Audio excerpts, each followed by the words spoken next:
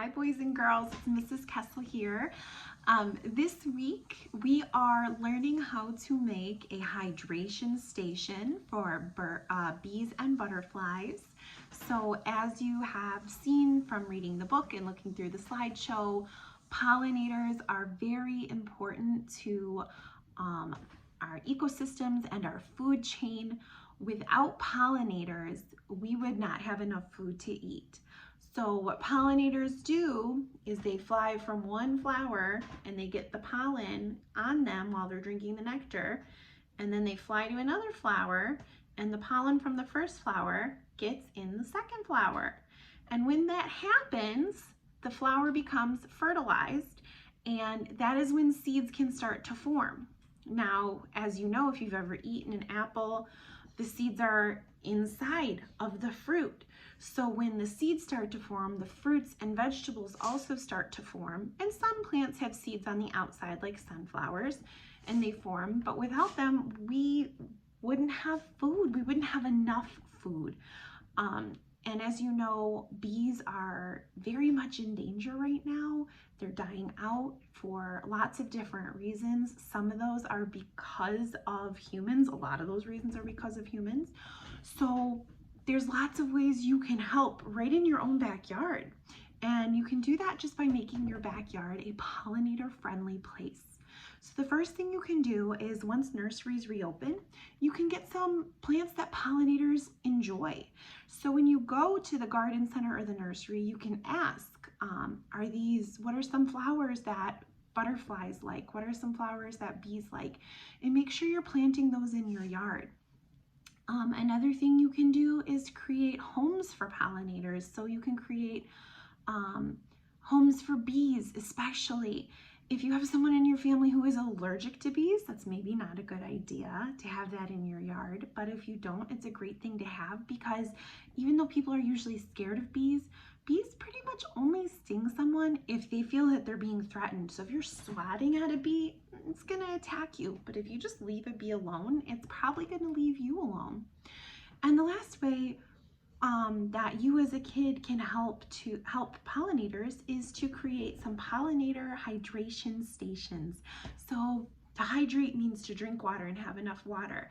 If you're a little bee and you're flying around, you get thirsty. It's hard work. Same with the butterflies. So we're gonna make some that you can put in your backyard today, okay? There's lots of different ways you can make this. But what it has to have is just a shallow dish. So you don't want it deep. Bees and butterflies don't swim. You just want something shallow. So one way, I'm gonna make a couple, but one way you can make this is taking the bottom of a flower pot. So this is just an old flower pot I found in the garden shed at school, and it's the bottom to it. And so what I'm gonna do is I'm gonna turn this into the drinking station for the bees. You can use all sorts of things, an old plate. I love recycling junk, you guys know that.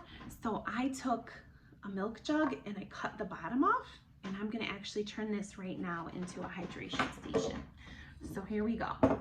So first I used scissors to cut the bottom off of the jug, and I made sure I washed it out really, really good. I don't think butterflies and bees like dairy products, so I don't think they would want to smell the milk. So I made sure I washed it out really good. And then what I'm going to do is I'm going to peel this sticker off as best I can. And then I'm just going to take a hole punch, and I'm going to punch some holes in the side, because later, that's hard to get through. Later, I'm going to tie some ribbon in it so I can hang this somewhere. Maybe somewhere nice in the shade, so when the butterflies and bees are taking a rest, they can rest in the shade. Okay, one more, one on each side. Okay, so now you can see I have a hole on each side that I can later put ribbon through. So this next part is important no matter what you're using for your bottom, is you want to put some sort of rocks on the bottom, because like I said, they can't swim. So you want rocks that can be sticking up, so when you fill this with water, they have somewhere to sit on and still be able to like reach in to get water. So I have my hot glue gun. Hot glue probably would work really well. If you have super glue or epoxy, those would also work. Make sure you're with a grown-up if you're using this, or if you're older, you have a grown-up's permission before you use this, especially the hot glue gun. You know, in our classroom, you have to get permission before you use it. The same rules at home. Little ones, kindergarten, first grade, second grade, make sure an adult is helping you, okay? And I've just got some rocks I found in my backyard. I have like a bunch of rocks, and I also have some little smaller pebbles.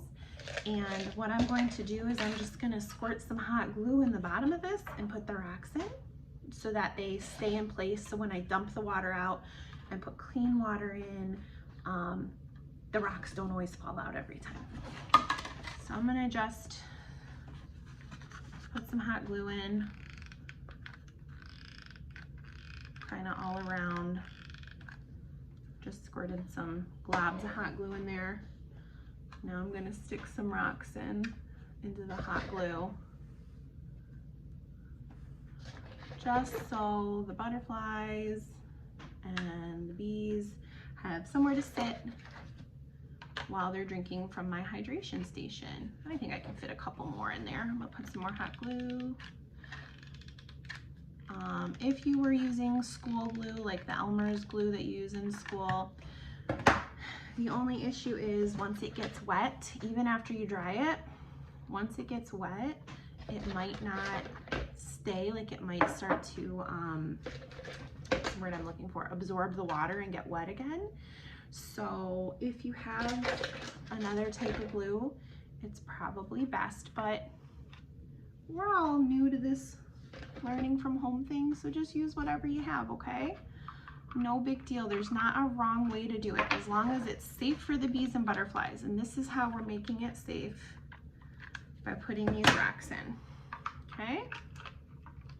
All right, so I've got a good amount of rocks in there, and that hot glue is just cooling down and hardening. I'm gonna pull off the little like hairs. And if you don't have any glue at home, you can just put the rocks in there. It'll be fine. It's just when you dump the water, you'll have to keep the rocks in or put them back in. But if you don't have any glue, don't worry about it. You can still make this, okay? All right, so next thing I'm going to do is I'm going to just put a little more hot glue in there. And I'm gonna dump some of my pebbles in. And not all of them are getting glued down, but that's okay. I'll show you in just a second. They're not all getting glued down, but it's all right. Okay. So now you can see I've got lots of rocks in there. And then what I'm going to do is I'm going to take some ribbon. This is just ribbon from wrapping paper. I don't have any other string. I used it all in the garden the other day. So I'm gonna take, you know what, I'm gonna take green, because I think butterflies, maybe they would think it was a plant if I used green. But hey, maybe if I used red or pink, they'll think it's a flower. That might attract them too. So I'm gonna take my ribbon, and I am just gonna tie it through this. Let me go get my scissors. I'm gonna see if you guys can just see my hands while I'm working. Let me tilt it down a little. Oops. There we go. A little crooked, that's okay.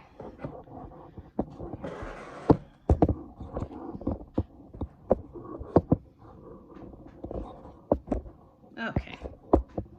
It's not perfect, but it'll do. Maybe not.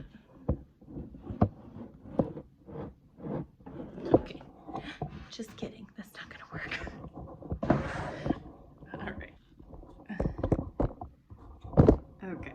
I'll just hold it up so you can see it. So, there we go. That's better. So I'm just putting the ribbon through the holes.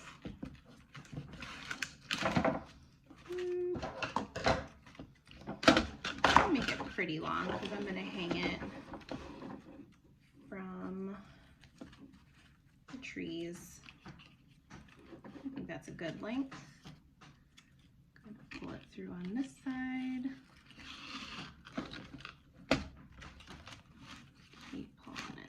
just like I'm wrapping a gift. I'm just wrapping this string around.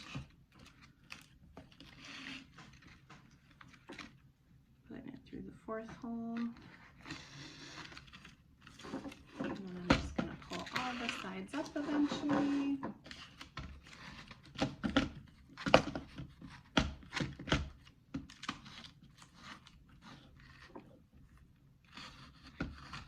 There we go.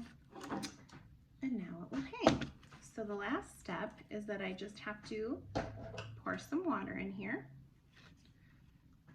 So I'm going to tie this off real quick.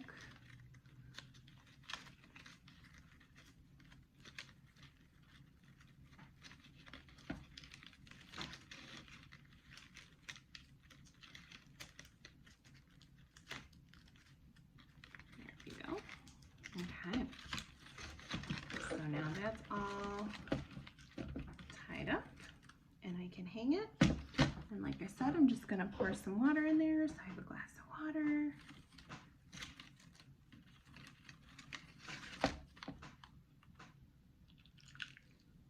Make sure that the rocks aren't all the way covered because I wanna leave a place for the butterflies and bees to sit.